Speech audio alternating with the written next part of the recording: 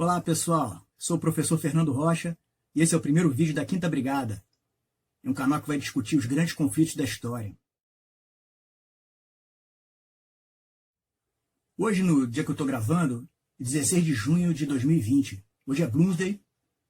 Quem não sabe, é o dia que se comemora um personagem do livro do James Joyce, Ulisses. O personagem é o Leopold Bloom.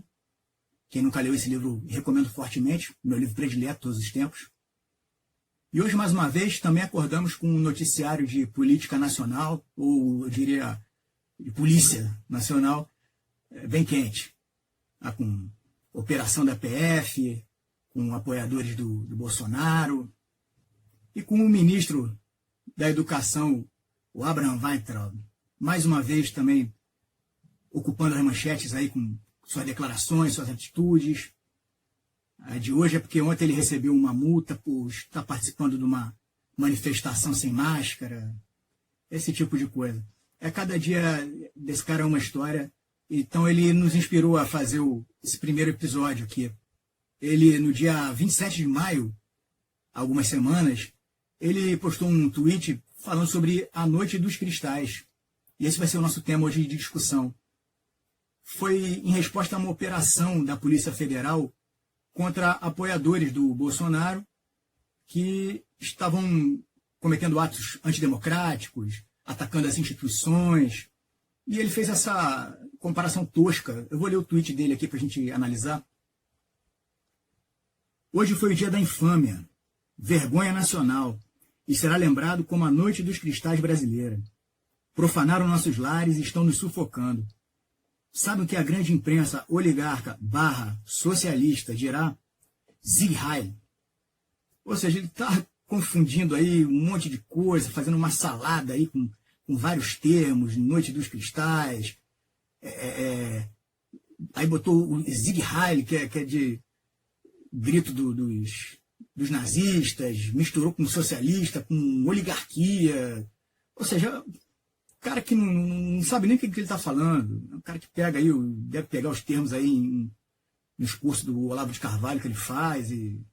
Enfim, uma desgraça, né, para a educação brasileira. Eu, como professor, como educador, trabalhador da educação, fico muito triste com isso. Mas vamos lá. Vamos analisar só o termo que ele botou aqui, o Noite dos Cristais. Ele também pode falar Noite de Cristal, a gente pode falar Noite de Cristal também por esse termo.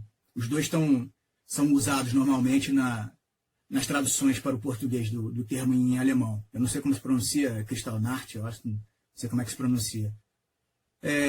Vamos aos fatos aqui, que separei para a gente ler. Noite de Cristal, Noite de Cristal, vou escolher falar Noite de Cristal, tá? Porque, para não rimar com Weintraub, né? Já que ele falou Noite dos Cristais, eu prefiro falar Noite de Cristal, já que eu tenho essa opção. Aconteceu na noite de 9 de novembro de 1938 e se estendeu até o dia seguinte. Foi uma explosão de violência dos alemães e dos austríacos, porque a Áustria, nesse momento, fazia parte do Reich alemão, né, já tinha sido anexada, contra os judeus que viviam nesses territórios. A gente sabe que os regimes totalitários eles têm essa característica de escolher um inimigo comum para a nação e perseguir aquele inimigo, falar que aquele inimigo é o grande mal de toda a nação, tudo que acontece de ruim na nação é por causa daquele inimigo. A gente também tem um paralelo aí com o Brasil hoje em dia, né, que o presidente via comunista em tudo quanto é lugar, os comunistas são culpados de tudo e todo mundo é comunista, metade do Brasil é comunista, e essa lista aumenta cada vez mais, até o Sérgio Moro já virou comunista, né? Só os filhos dele que não são comunistas. Só que lá na Alemanha, nesse período, os judeus eram uma minoria. Eles não tinham esse volume grande de gente que o presidente aqui do Brasil coloca como inimigos, né? Os judeus, eles representavam 500 mil pessoas. Isso não era nem 0,8% da população da Alemanha. E os judeus estavam já adaptados à Alemanha há mais de 1000 anos, que as comunidades judaicas estavam estabelecidas na Alemanha. Inclusive, muitos deles eram alemães nacionalistas fervorosos. Participaram da Primeira Guerra Mundial. 12 mil judeus morreram na Primeira Guerra Mundial, lutando pela Alemanha, mas foram escolhidos pelo Hitler e pelo seu partido nazista como os inimigos da nação. E tudo que acontecia de ruim na Alemanha era culpa dos judeus. Inclusive a rendição na Primeira Guerra Mundial, eles colocavam que teria sido culpa dos judeus. Enfim, desde que o Hitler chegou ao poder, em 1933, ele começou a perseguir. Logo no iniciozinho, a primeira medida contra os judeus foi uma tentativa de boicote ao comércio judaico. Então os brutamontes da SA, que era a tropa de choque dos nazistas, eles se posicionaram dia 1º de abril de 1933, se posicionaram na frente das lojas dos comércios de judeus, impedindo a entrada das pessoas, falando que aquele ali era o dia do boicote ao comércio judaico. Então, muitas vezes, a Noite de Cristal ela é tida como o início da perseguição aos judeus, o início do Holocausto. Eu considero como o ápice de uma fase anterior. Porque do ano de 1933, quando Hitler chegou ao poder, até 1938, que foi o ano da Noite de Cristal, foram criadas 174 leis que tiravam direitos dos judeus, impediam o acesso dos judeus à cidadania. Entre elas, proibição dos judeus de frequentarem teatros, cinemas, escolas públicas. Outra ideia que não procede também é que a Noite de Cristal foi um movimento espontâneo da população alemã. Que não foi. Foi um movimento orquestrado pelo Partido Nazista. Eles utilizaram um acontecimento como motivo para organizar essa explosão de violência contra os judeus nesse dia. No mês anterior, em outubro de 1938, os judeus poloneses que viviam na Alemanha foram expulsos, foram mandados de volta para a Polônia. Só que a Polônia também não aceitou a entrada deles. Então eles ficaram num território, ali numa zona, numa terra de ninguém, entre a Alemanha e a Polônia, vivendo nas piores condições durante um período. As famílias podiam se comunicar, mandavam cartas. Então a menina que estava nessa situação mandou uma carta para o irmão, que vivia em Paris. Era um judeu polonês, de 17 anos, que estava esperando completar a maioridade para migrar para a Palestina. A carta falava das condições ruins que eles estavam vivendo e estava pedindo dinheiro. O irmão ficou revoltado com aquilo. Claro que não foi a primeira vez, não foi a primeira atitude dos nazistas contra os judeus na Alemanha. E ele resolveu executar um ato de vingança.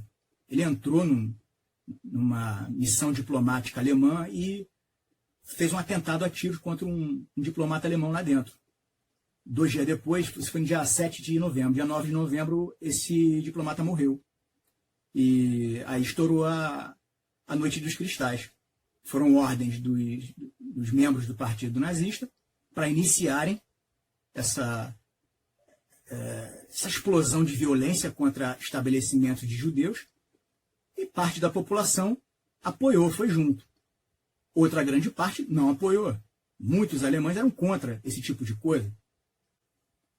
Muitos se colocaram publicamente contra, professores em universidades, contra a ideia racial dos nazistas, de que existiria uma raça superior. E os que foram pegos, os que fizeram isso publicamente foram pegos, foram punidos também. Esse período de 6 anos, 7 anos, se a gente contar até o início da Segunda Guerra Mundial, no ano seguinte, esse período de perseguição a judeus, muitos deles resolveram fugir da Alemanha, óbvio. Não tinham a menor perspectiva de vida ali. No início ainda pensavam, quando o Hitler estava começando, não, isso vai passar, isso aí ele está falando esse tipo de coisa só para ganhar o eleitorado mais conservador e tudo mais. Mas viram que não era assim que funcionava. Então, conforme foi apertando a perseguição aos judeus, eles foram fugindo, foram tentando migrar para outros países. Isso gerou uma crise humanitária, mais ou menos como hoje em dia a gente tem a crise dos refugiados sírios. Uma quantidade muito grande de pessoas querendo fugir de um país, querendo entrar em outros países, e esses outros países não conseguindo absorver essa quantidade de pessoas. O país que mais recebeu imigrantes naquela época foram os Estados Unidos, que receberam 200 mil judeus que passaram a morar lá. E depois a Inglaterra também recebeu um grande contingente. Outros países tentaram ajudar, outros não tentaram ajudar, outros não quiseram fazer parte disso. Muitos foram para a Palestina, mas quando começou a crescer muito a migração judaica para a Palestina, a gente estava no período ali, no auge do sionismo, né? Os árabes que viviam lá não ficaram satisfeitos com isso, se sentiram ameaçados, começaram a protestar. Então, a entrada lá também começou a ser dificultada. Chegou um ponto que já não tinha mais países dispostos a receber. Alguns porque já tinham recebido muitos imigrantes e outros porque simplesmente não queriam receber. No caso do Brasil, o Brasil só aceitou receber judeus que tivessem sido convertidos ao catolicismo. Então, voltando para o tweet do Weintraub, é um descaramento comparar uma ação da Polícia Federal do Brasil em 2020 com uma ação do Partido Nazista em 1938.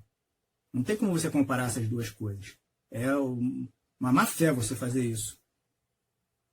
Tanto que associações de judeus no Brasil e no mundo protestaram contra isso. Não aceitaram comparar a dor dessas pessoas, que muitos estão vivos ainda, passaram por aquilo, ou que os seus ancestrais passaram, com uma ação de uma polícia de um país democrático, lutando contra coisas que estão fora da lei desse país, seguindo a Constituição. A Noite de Cristal está fartamente documentada hoje em dia. Qualquer manual de Segunda Guerra Mundial que fale dos antecedentes da guerra cita a Noite de Cristal. Até livros didáticos falam. Eu utilizei como base aqui esse livro aqui do Martin Gilbert, ou Gilbert, não sei como é que pronuncia o nome dele. Noite de Cristal. Que eu saiba, é o único livro que fala especificamente sobre isso aqui no Brasil. E já está esgotado. Livros estrangeiros tem vários livros de memórias, de pessoas que passaram por aquilo. E também peguei informações no site do Memorial do Holocausto, lá dos Estados Unidos. Tem vários museus pelo mundo dedicados ao Holocausto, que também falam sobre a Noite de Cristal, mostram documentos. O dos Estados Unidos eu não conheço, nunca fui. O que eu fui foi o de Paris, que depois eu vou fazer um vídeo específico falando sobre isso. Então, se você gostou do vídeo, se você não gostou, bota aí no comentário para eu saber, a gente bater um papo. Até a próxima e siga a Quinta Brigada.